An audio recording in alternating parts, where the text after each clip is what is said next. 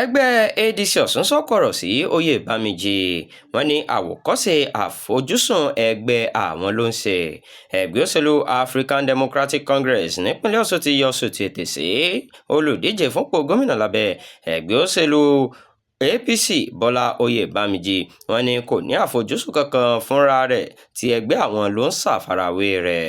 Wọ́n ní ọ̀rọ̀ kan tí Oyèbámíjì sọ láìpẹ́ yìí pé òun gbèrò láti ṣe àfihàn ohun tí wọ́n pè ní ètò lórí ìpèsè iná mọ̀nàmọ́ná, ìyẹn Strategic Energy Agenda, jẹ́ jíjí àfojúsùn olùdíje mìíràn. Gẹ́gẹ́ bó ṣe wà nínú àtẹ̀jáde kan tí agbẹnusọ fún ìgbìmọ̀ ìpolongo ẹgbẹ́ ADC Honorable Nureni Adébísí fi síta, ó rán aráàlú létí pé olùdíje ẹgbẹ́ òṣèlú APC náà ti ṣe àfihàn àwọn iṣẹ́ àkànṣe tó ń gbèrò láti ṣe tó bá dé ọ́fíìsì ní ọjọ́ kìíní oṣù karùn-ún ọdún tá a wà yìí.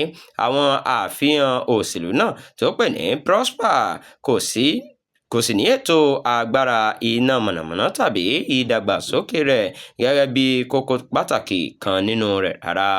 Ṣùgbọ́n nígbà tó mọ̀ pé ètò pàtàkì yìí tí ADC gbé kalẹ̀ ti ń jẹ́ ìtẹ́wọ́gbà tó sì ti ń gba òríyìn láti ọ̀dọ̀ àwọn aráàlú, ó yára gbèrò láti ṣe àfihàn ètò kan tí kò sí nínú àfihàn òṣèlú rẹ̀ tẹ́lẹ̀. Honorable Nureni Adébísí ní bí a tilẹ̀ ń kí fún ìpinnu rẹ̀ láti fagilé ìgbìyànjú láti pa èyí tí kò yé, a gbà nímọ̀ràn pé kó jókòó kó tún àfihàn rẹ̀ wò fínífíní kí ó sì pèsè àfikún àfihàn tuntun tí yóò fi ìran tí ó ní fún ọjọ́ iwájú ìpínlẹ̀ Ọ̀ṣun hàn wá, dípò kó máa gbìyànjú láti ṣe àtúnṣe àfihàn Prosper rẹ̀ tí ó rí lórí ìmọ̀ ẹ̀rọ ayélujára.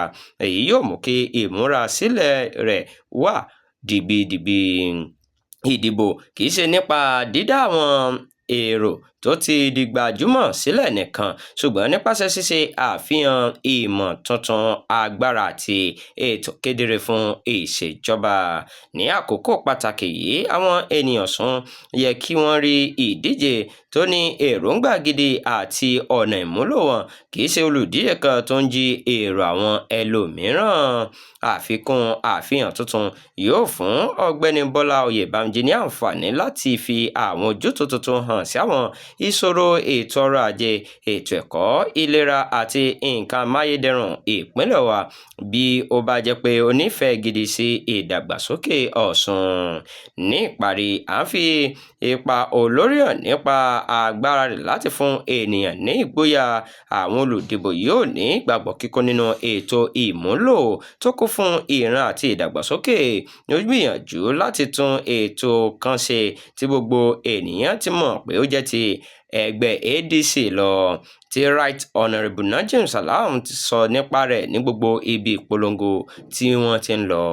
Àwọn olùdìbò ní Ọ̀ṣun wà òtítọ́, àlàyé tó yè kooro àti ìlérí tòótọ́ sí ìlọsíwájú tí yóò mú ìdàgbàsókè wá sí ìpínlẹ̀ wa.